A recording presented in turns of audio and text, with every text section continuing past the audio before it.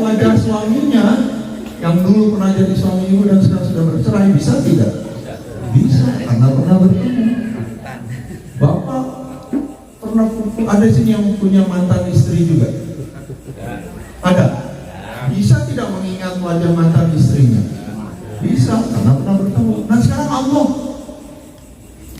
coba kita nggak pernah ketemu Allah, tidak tahu Allah, tapi disuruh mengingat Allah. Susah nggak? Susah. Coba suruh ingat Allah, nggak pernah ketemu sama Allah, nggak pernah tahu Allah. Kalau kita suruh ingat Bapak kita sudah benar masih bisa, karena kita pernah bertemu. Tapi ingat Allah,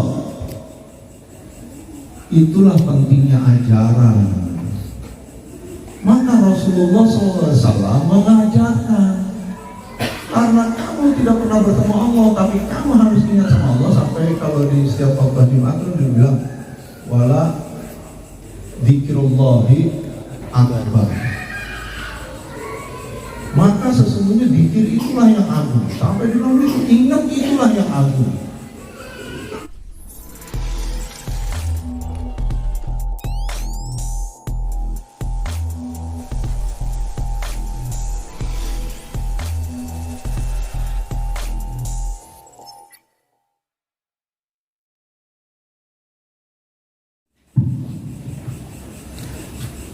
Assalamualaikum warahmatullahi wabarakatuh.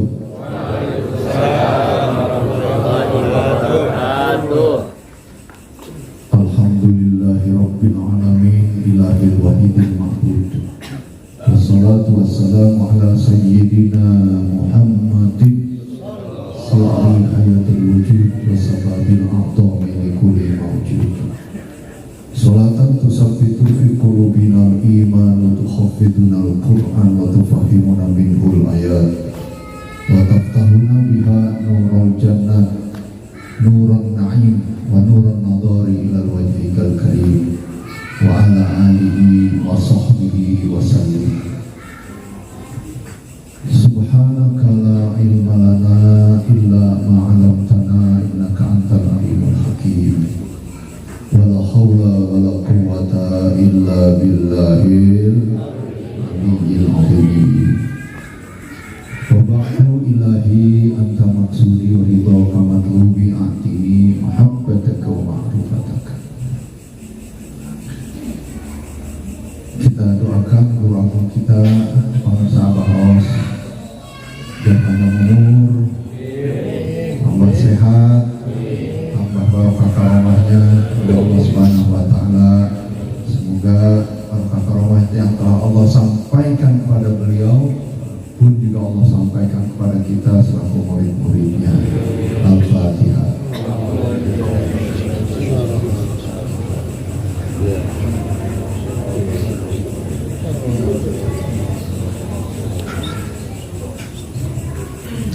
Para guru, para kiai yang tadi telah menyampaikan ilmunya, Kiai Haji Antin Hayatin, alhamdulillah doakan beliau juga tambah sehat dan panjang umur. Hingga guru kita bersama Bapak Kiai Haji Ahmad Mustafa Taufik telah menyampaikan hikmat ilmiahnya, alhamdulillah kita doakan juga beliau selalu sehat selalu dan terus ditambah kemuliaan Allah Subhanahu wa taala. Para asatidz, para hujat, para tokoh ikhwan, para ibu-ibu dan semuanya sekalian, tidak saya sebut satu persatu tapi tidak mengurangi rasa hormat saya. Bapak dan Ibu sekalian, ada qaul begini, as-syekh fi qaumihi kan nabi fi ummati. Seorang syekh di tengah-tengah jamaahnya seperti nabi di tengah umatnya.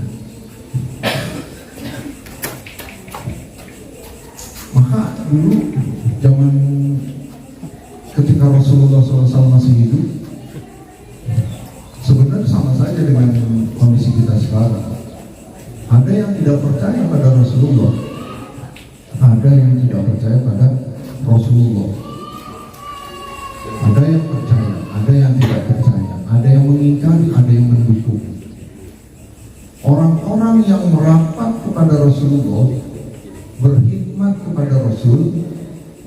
membantu perjuangan Rasul, hidup bersama Rasul, berusaha mencontoh apa yang dilakukan oleh Rasul, dan berusaha melaksanakan apa yang diucap oleh Rasul. Orang-orang ini namanya para sahabat. Orang-orang yang berkhidmat pada Rasul, mengikuti Rasul, orang-orang ini mulia hidupnya. Kenapa? Kecempretan mulianya Rasulullah SAW. Kalau Rasulullah mulianya karena dimuliakan oleh Allah Subhanahu wa Ta'ala. Tapi kalau para sahabat waktu itu mulianya karena mengikuti Rasul. Karena kecempretan mulianya Rasulullah SAW. Kenapa? Karena mendekati Rasul, mengikuti Rasul. Orang-orang yang di sekitar Jokowi, para menterinya misalnya, itu ikut mulia karena kecempretan mulianya Jokowi. Para menteri-menterinya nggak usah ada menteri, orang yang kenal sama Jokowi aja dan kemudian dia mendekat pada Jokowi, ikut mulia. Jangankan Jokowi, Ferdi Sambo aja. Orang yang dekat sama Ferdi Sambo, Kuat Ma'ruf misalnya, padahal cuma supir, tapi karena dia dekat dengan Ferdi Sambo, itu dia udah kayak polisi aja itu. Ikut mulia, ikut ditakuti di masyarakat, di kampungnya ditakuti, punya wibawa. Kenapa? Dekat, orang dekatnya Ferdi Sambo. Pada saat masa jayanya Ferdi Sambo. Sekarang lagi lama ya Ferdi Sambo ya.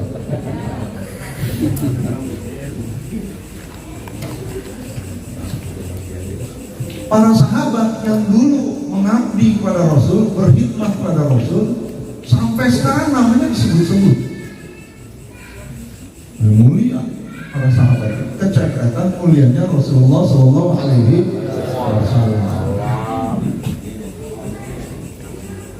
Begitulah seterusnya dari Rasul turun pada Sayyidina Ali.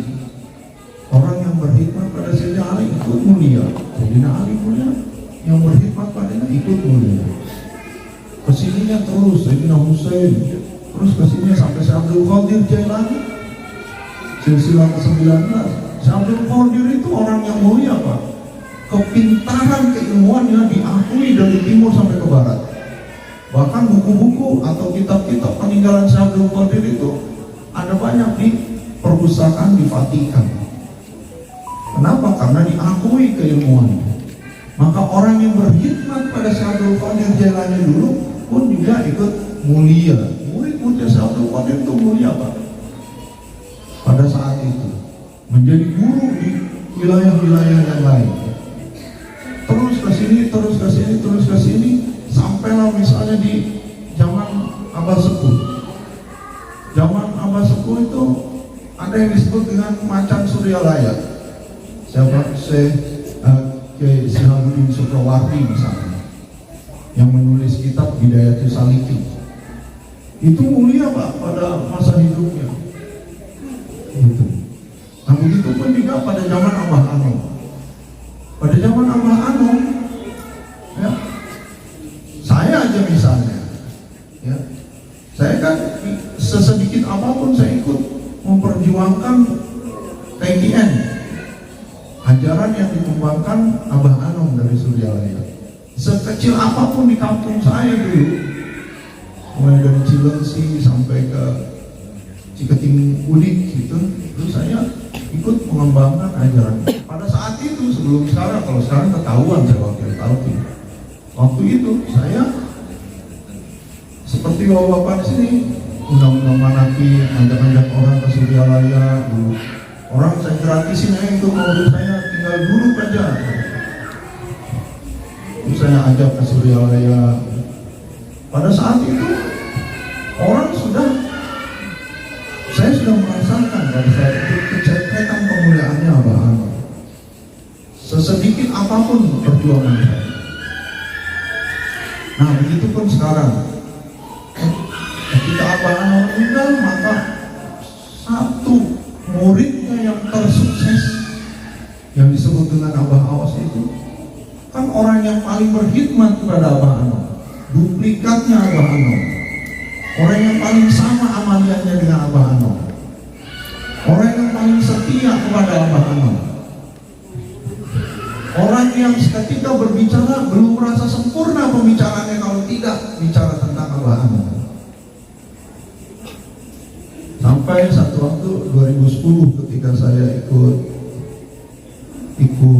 umroh bersama Abah Awas. Waktu itu kan pesawatnya ditunda karena satu dan lain hal ditunda.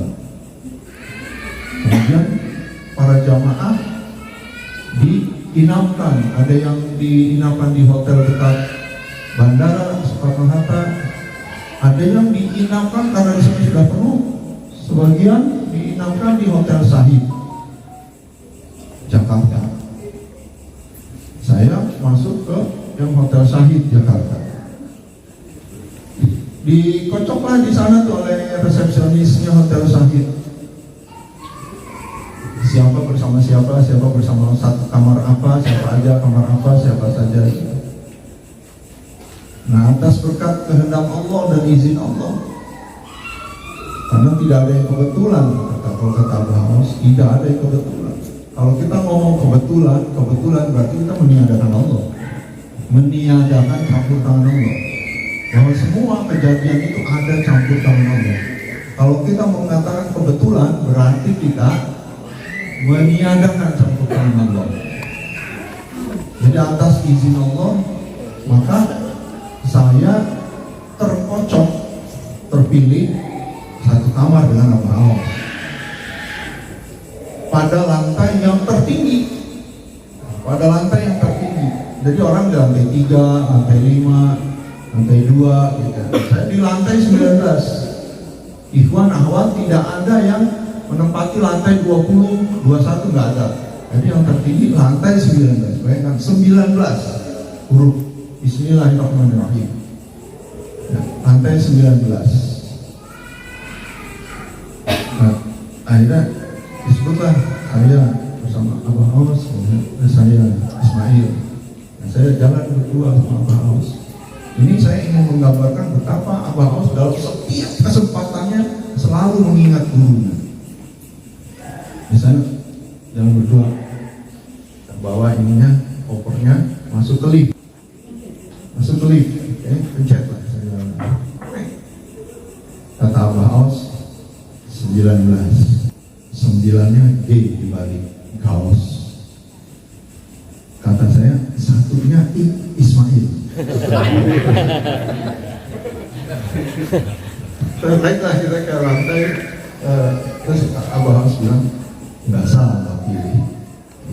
Komentar beliau, nggak salah pilih. Waktu itu saya belum wakil talqin, belum. Karena wakil saya diangkat wakil talqin tahun 2014. Itu 2010. Abah Ano masih ada. Abah Ano meninggal 2011. Nah, masuk ke kamar, saya lupa nomor kamarnya. Kemudian apa yang pertama beliau lakukan? Kita masuk ke dalam kamar, lihat ke kaca. Wow kan, ini Hotel Sahid nih di Jalan Sudirman. Dan ke bawah kan mobil itu. Apa yang beliau katakan? Hebatnya.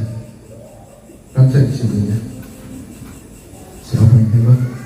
Bah, Abah Ano. Dalam segala kesempatan selalu guru. Saya merinding menceritakannya. Selalu gurunya yang diingat. Abah Ano. Coba, saya pikir hebat kan selalu Allah ya.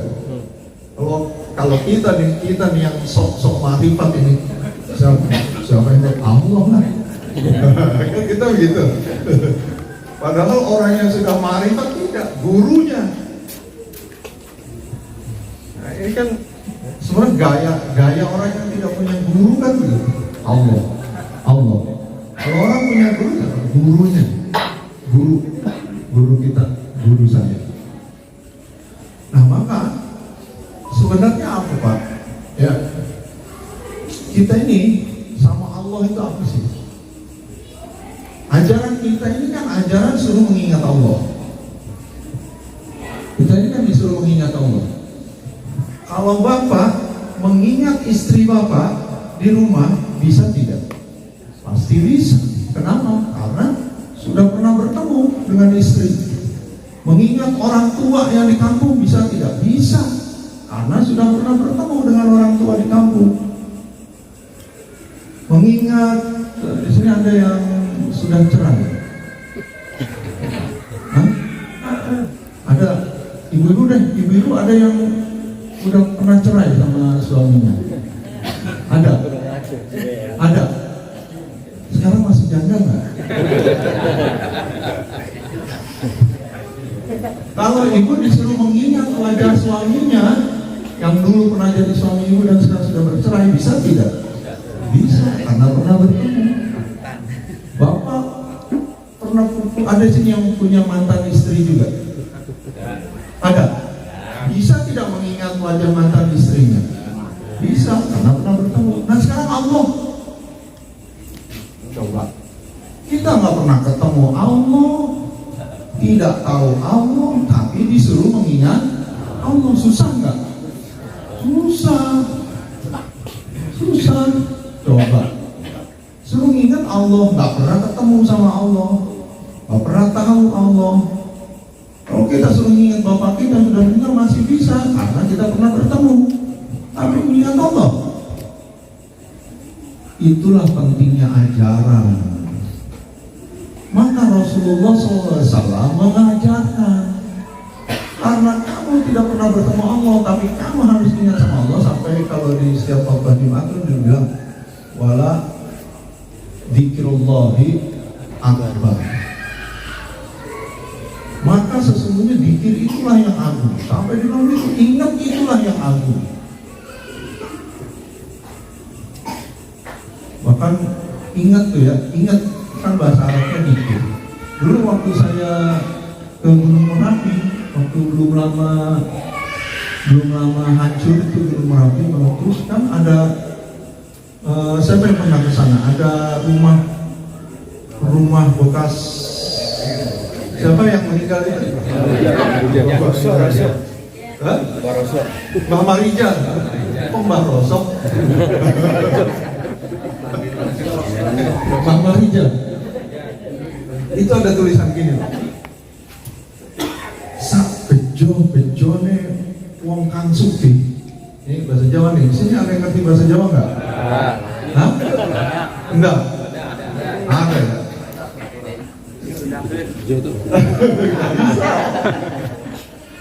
Sak bejo-bejone wong kang sugih isih luwih bejo wong kang iling lan waspada. Seuntung-untungnya orang yang kaya masih lebih untung orang yang ingat dan waspada.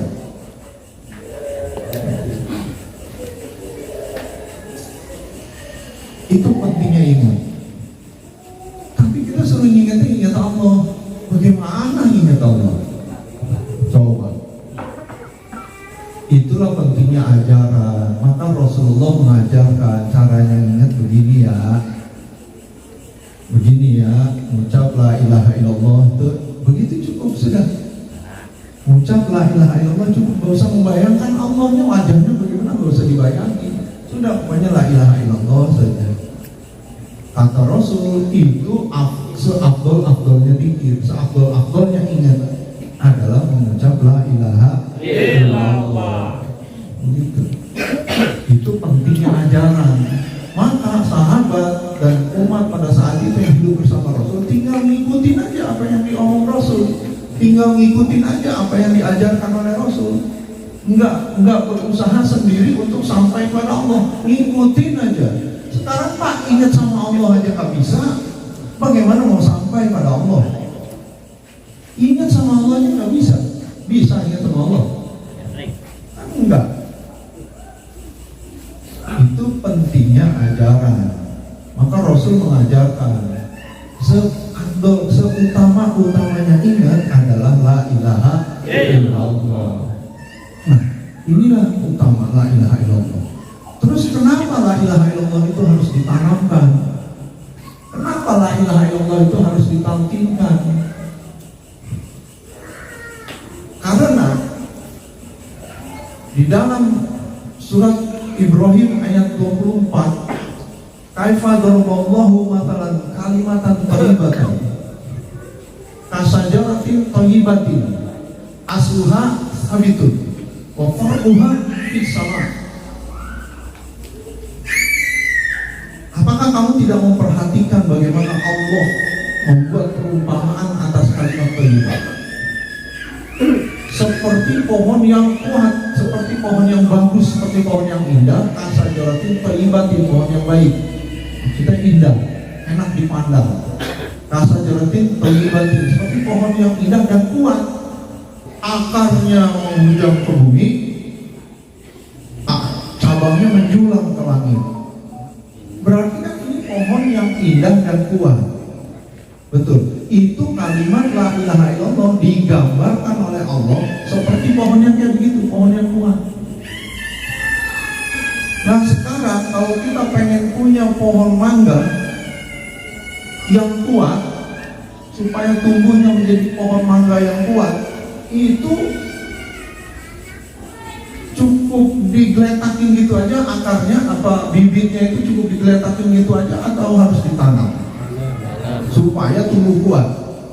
Harus ditanam.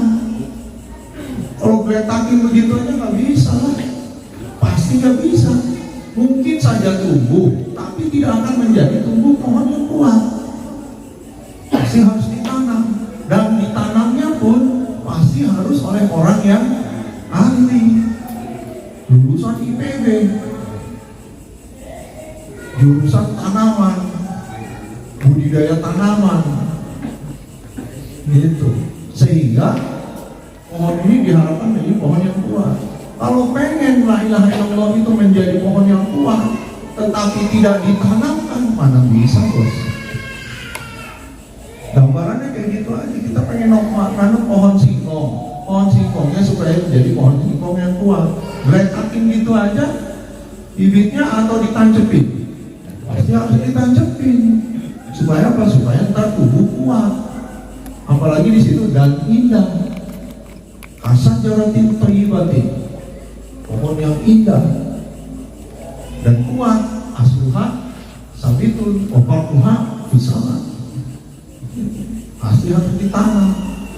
Nah, penanaman la ilaha illallah itu namanya talqin.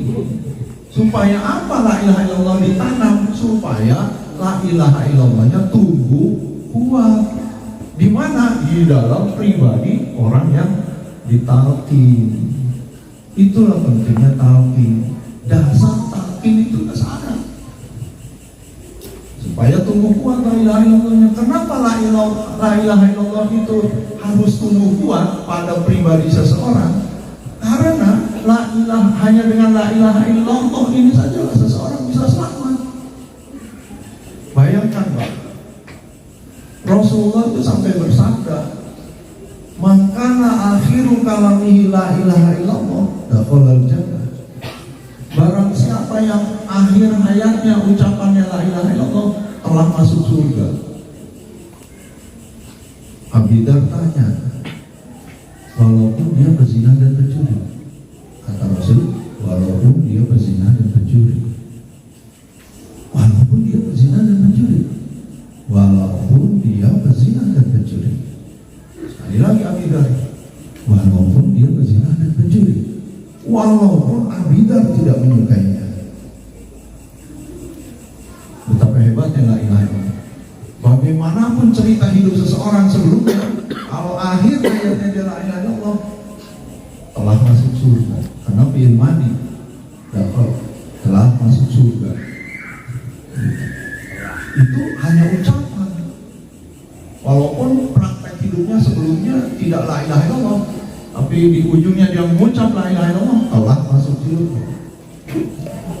Padahal itu hanya ucapan, belum praktek. Gitu.